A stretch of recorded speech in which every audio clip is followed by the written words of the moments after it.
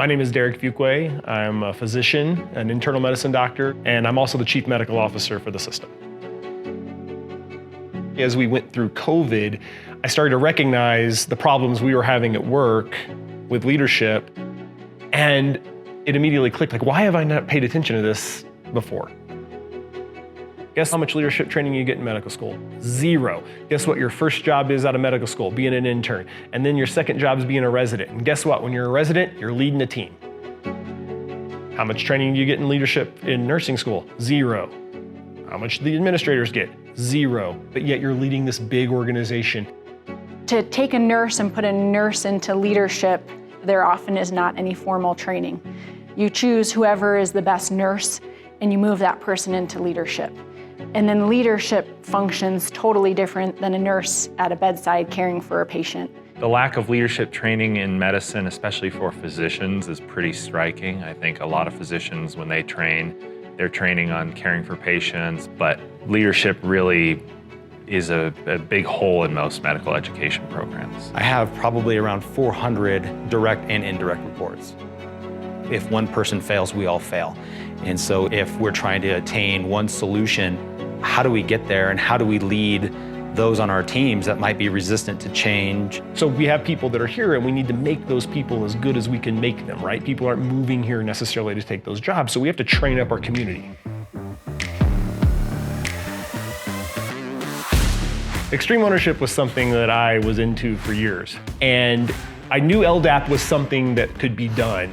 It was the first time I had heard of Echelon Front, and initially, I'll be honest with you, I thought, oh my goodness, we're in the business of healthcare. Derek, what are you thinking, bringing us a military-based training that talks about laws of combat, default aggressive? Like, I was, the cover and move, I was so turned off by all of the things. The core fundamental principle behind cover and move is that we are a team. The more we compete against each other, the worse that patient care over time becomes. And if we do it really bad, it becomes corrosive in an organization.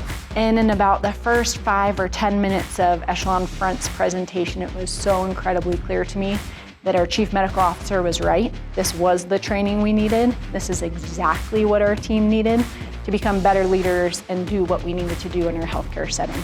My first impression was excitement. And I knew that this is what we needed to bring to Northern Arizona healthcare. You have to focus on building those relationships prior to needing anything from anyone else and finding ways that you can support them. As a leader, you are responsible for every single thing that happens with your team. The thing I was most impressed by was every instructor is amazing. If you were a leader in a leadership position, what are you supposed to do with that power? Give it away. Give them the authority and the responsibility to make decisions without you. My take on Echelon Front is I wish I had it when I first stepped into leadership. There have been so many things I could have done better had I had this training. It's awesome. The role playing, the exercise that we performed, it's a dialogue, it's bi-directional, and there's a lot of participation. I knew what it would be. It's better than I even thought it would be. The curriculum that they teach and how they recap a little bit, then push you onto something new. Recap a little bit, push you onto something new. Engage the audience, make people engage with each other, make peers help peers when we do the train the trainer or some of the online sessions. That stuff's been amazing. Here's my version of Jansen's friendly competition. Hey, would you mind showing us what you did? No! Okay? That's just what I saw. It wasn't just here, we're coming here to talk to you today, and hoo-yah, we're talking about leadership. It was a curriculum that we could carry over a long period of time. And I think for healthcare, Echelon Front is so incredibly important because it's straightforward, it's basic, it's simple, it's easy to understand, and it's also a formula. This is the formula for success in leadership. Extreme ownership. I mean, it all starts there. Whether it's rooted in military concepts or not, it's applicable in all, aspects of life. I've had freedom in the ability to not worry because I know this person knows what they're doing and they've got it. Echelon Fronts allowed me to break down barriers between other leaders within my department. I'm working with 40 other highly trained physicians who all come with their own level of expertise and their own take on how to do things.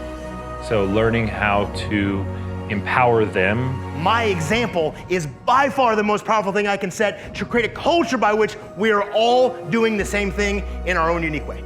Northern Arizona Healthcare has just recently received Leapfrog Grade A status, which from a quality perspective means that we're best in the state of care given to our patients.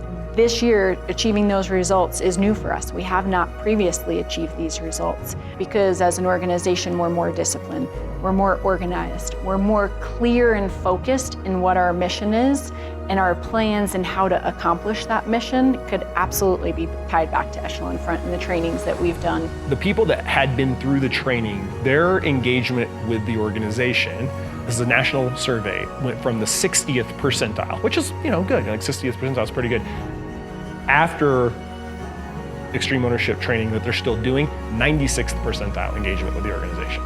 And when you read the comments, Echelon Front's peppered throughout the comments. But our improvement and where we are now is incredibly dramatic. You really won't know the full potential of what your organization can achieve without having this type of training in place.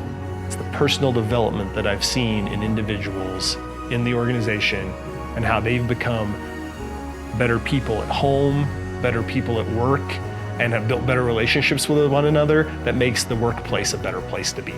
Ownership gives me control.